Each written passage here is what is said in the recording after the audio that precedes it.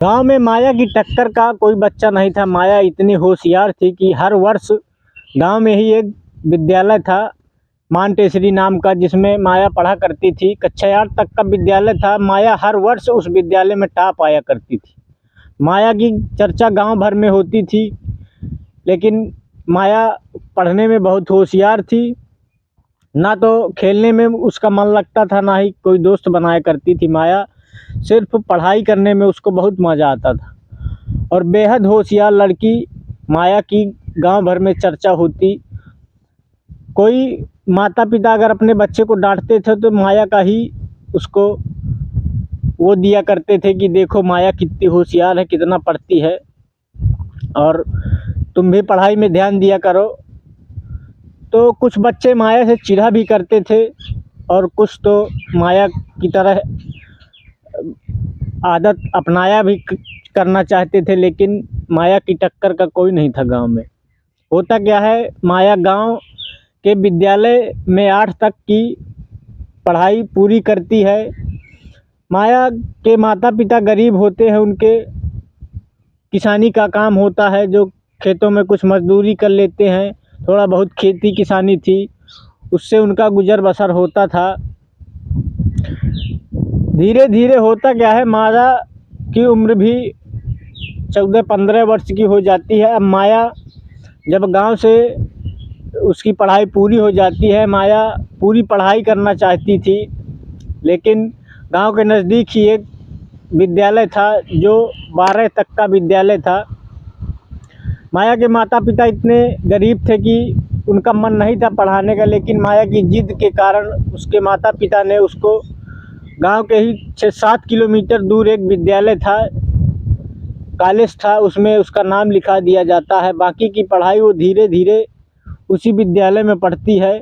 कभी पैदल जाती, कुछ दिन पैदल गई, लेकिन पैदल जाते जाते वो थक जाती थी। 7 किलोमीटर सुबह जाना, 7 किलोमीटर शाम को वापस आना, काफ़ी दूर का फासला हो जाता था। तब माया के माता पिता ने किसी तरह से पैसे इकट्ठे करके उसको एक साइकिल दिला दी।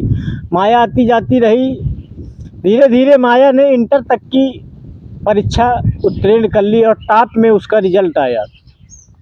धीरे धीरे माया और फेमस हुई। माया का नाम पूरे क्षेत्र में हो गया। तो होता क्या है, अब ऐसा माया की ज़िंदगी में एक भूचाल आता है।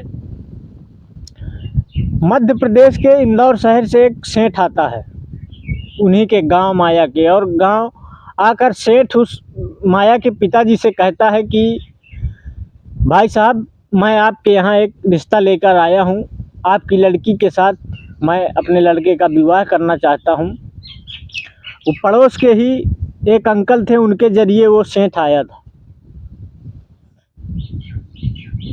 लेकिन माया के पिता बहुत गरीब थे, तो उनको लगा, माया अब 17 वर्ष की हो चुकी थी, उनको लगा कि इंदौर शहर का इतना बड़ा सेठ मेरे घर रिश्ता लेकर आया है, तो क्यों मैं ऐसा रिश्ता हाथ से जाने दूं। पता नहीं उसने अपनी बेटी के भले के लिए उस रिश्ते को हाँ कर लेता है और विवाह के लिए राज़ी हो जाता है। माया का लेकिन मन नहीं था अभी विवाह करने का, क्योंकि माया की उम्र बहुत कम थी। वही 17-18 वर्ष की उम्र हो चुकी थी माया की, लेकिन अभी 18 पूर्ण नहीं हुआ था, 17.5 मान लीजिए। लेकिन माया का अभी पढ़ने का मन था। लेकिन बाप और माँ चाहते थे कि बेटी पराया धन होती है, क्यों ना हम इसको निपटा दें। और बड़े घर का रिश्ता आया है और पैसा भी नहीं लगना, कुछ दहेज भी नहीं लगना। तो माया का रिश्ता तय हो जाता है। कुछ ही दिनों के बाद, 4-6 महीनों के बाद उसकी शादी हो जाती है। माया को पता नहीं था कि मेरी ज़िंदगी में कौन सा भूचाल आया है। नए कपड़े, नए रंगीन दुनिया एकदम से उसकी बदल जाती है। कुछ दिन अब वो ससुराल जाती है विदा होकर। कुछ दिन तो ससुराल में उसको बहुत मान पान मिलता है, 2-4 बार आना जाना होता है गांव और ससुराल।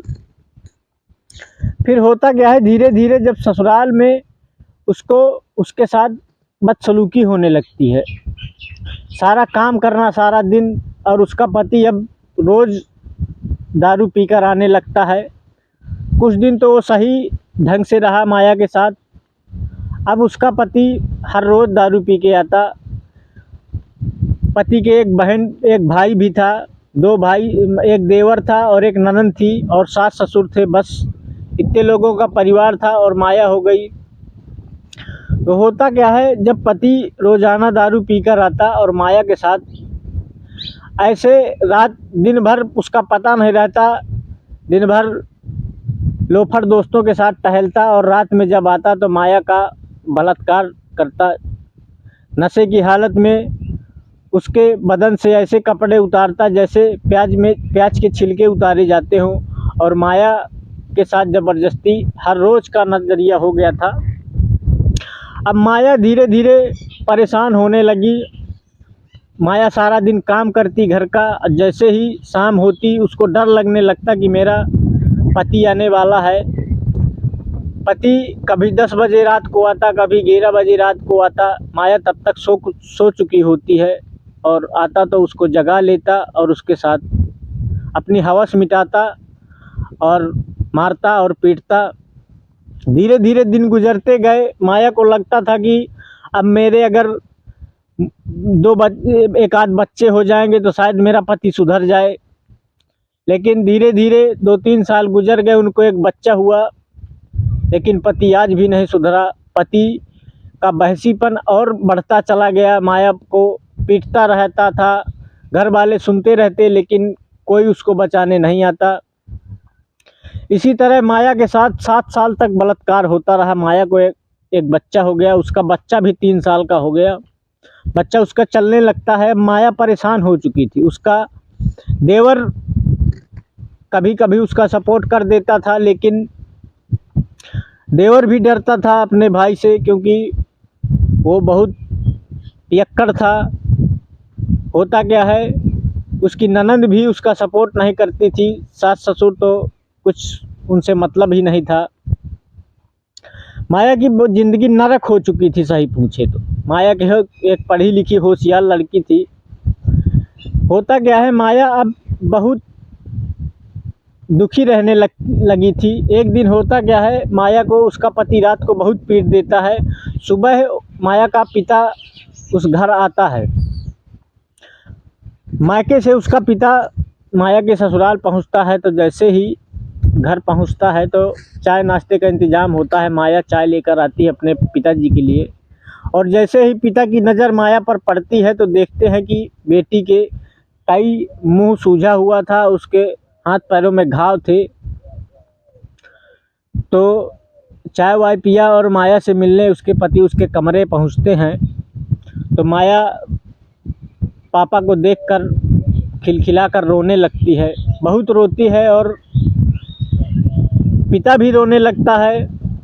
बोलता है, बेटा ऐसा क्या हुआ है तुम्हारे साथ, मुझे बताओ। तो माया कहती है कि पिताजी मुझे आप गांव ले चलिए, मुझे इस नर्क से छुड़ा ले चलिए किसी तरह, नहीं तो मैं किसी दिन आत्महत्या कर लूँगी। तो पिता मुझको मेरा पति मारता है। पिता उसको किसी तरह से तसल्ली देता है और कहता है कि बेटा मैं इस बार तो नहीं, लेकिन अभी गांव जाकर फिर वहां से मैं तुम्हें लेने आऊँगा, क्योंकि मैं तुम्हें लेने के मूड में नहीं आया था। पिता चला जाता है वापस अपने गांव। अब माया इंतज़ार करने लगती है कि शायद मेरे पिताजी आएंगे, लेकिन पिताजी वापस नहीं आते। क्यों नहीं आते? क्योंकि वो सोचते हैं कि पति पत्नी के बीच छोटे मोटे झगड़े होते रहते हैं, क्यों मैं इनके झगड़ों के बीच में पड़ूं और मेरी बेटी का घर उजड़े। पिता का भी सोचना सही था, लेकिन उसको मालूम नहीं था कि हालात बहुत बुरे हैं। पिता दोबारा वापस नहीं जाता तो माया अंदर ही अंदर पिता और माता से बहुत नाराज़ हो जाती। होता क्या है, माया घर से भागने का प्लान बना लेती है और अपने देवर से बता देती है कि देवर जी मैं किसी दिन घर से भाग जाऊंगी, और हो सके तो आप किसी से बताइएगा नहीं। उसने पर्सनल अपनी कुछ शेयरिंग अपने देवर से कर दिया करती थी, तो देवर भी उसका सपोर्ट करता था, ऐसा नहीं है। देवर उसकी मजबूरियों को समझता था। तो होता क्या है, एक दिन अपने बच्चे को लेकर माया घर से निकल पड़ती है और जाकर उसको अपने चचेरी बहन उसकी भोपाल शहर में रहा करती थी, उसका पता मालूम था, याद था पहले से ही। तो धीरे धीरे वो अपनी चचेरी बहन के पास पहुंच जाती है और पहुंचकर अपनी चचेरी बहन के पास जैसे पहुंचती है, चचेरी बहन उसकी हालत देखती है और पूरी कंडीशन बताती है अपनी बहन से कि मैं ऐसे ऐसे अपने घर से भाग कर आई हूँ, हो सके तो मुझे एक कमरे का इंतज़ाम करा दो जिसका किराया मैं दे लूँगी, कुछ काम करूँगी। फिर उसकी चचेरी बहन उसको एक कमरा दिला देती है।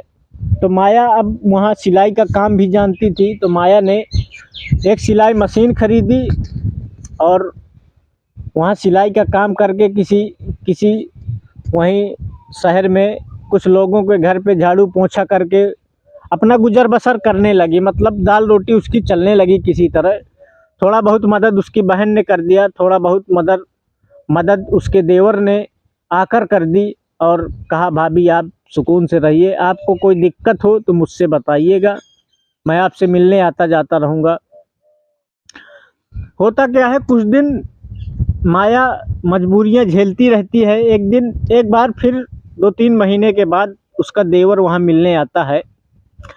तो देवर आता है तो देवर को याद आता है कि भाभी हमारी पढ़ने में बहुत होशियार थी और आज भी होशियार है।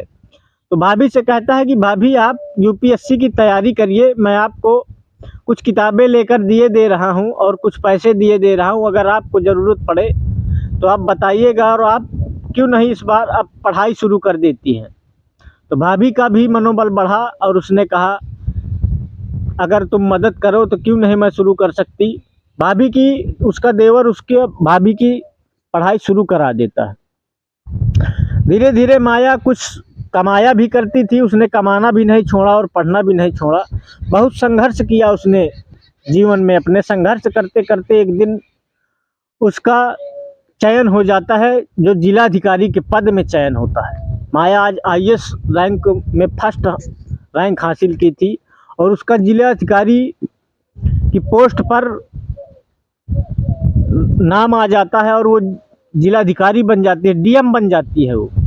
और डीएम बनकर वो इंदौर शहर के ही एक एरिया में पहुंचती है, जिस एरिया में उसके पति का, उसके ससुराल का घर था।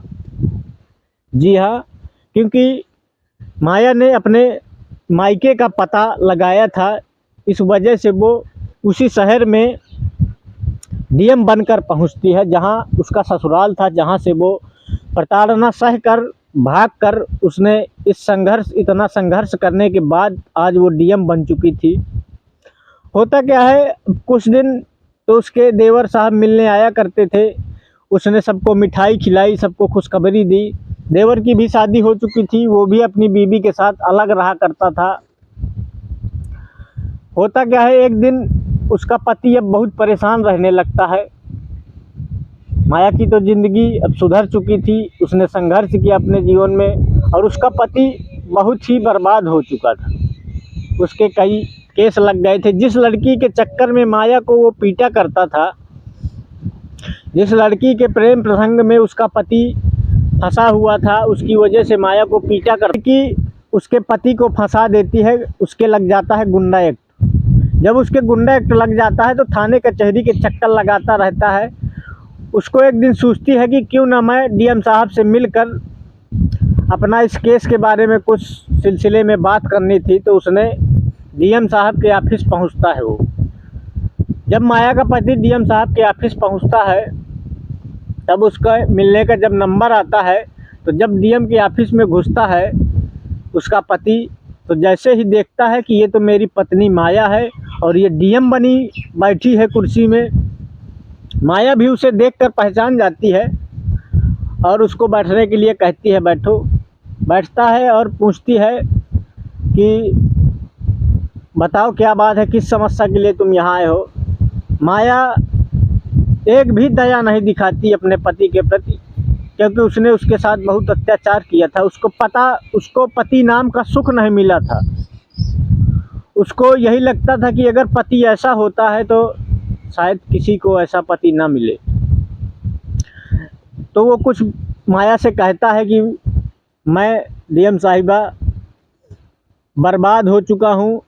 अपनी मतलब पूरी स्टोरी बता देता है, क्योंकि वो पहचान जाता है कि ये मेरी पत्नी है माया। क्योंकि माया भी कहती है कि तुम तो बहुत बड़े बाप के बेटे थे, तुम्हारी कैसी हालत हो गई है, क्या बात है।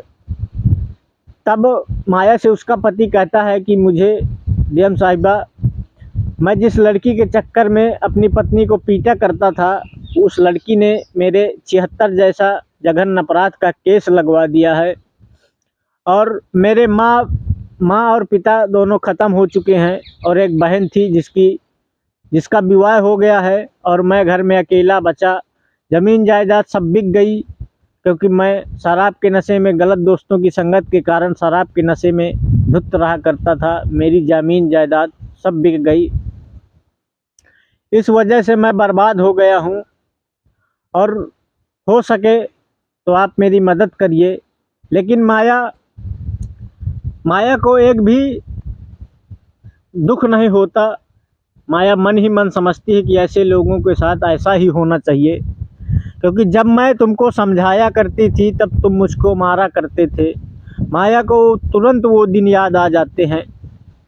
माया एक भी नहीं पसीजती, और उसको कह देती है कि मैं तुम्हारे केस के सिलसिले में तुमसे बात करूंगी। और माया से वो कहता भी है उसका पति कि क्यों ना हम एक बार फिर से तुम घर चलो और पति पत्नी के रिश्ते में आ जाएं। लेकिन माया साफ मना कर देती है, और माया से कहता है कि मेरा बच्चा कहाँ है, मुझे एक बार उसको दिखा दो। लेकिन माया कहती है कि तुम मेरे और मेरी ज़िंदगी से बहुत दूर जा चुके हो, अब दोबारा तुम इस उम्मीद से मेरे पास मत आना कि मैं तुम्हारी पत्नी हूँ। जी हाँ दोस्तों, अगर कहानी आप सबको पसंद आई हो तो लाइक करें, सब्सक्राइब करें, ताकि मेरा भी हौसला बना रहे। जय हिंद, जय भारत।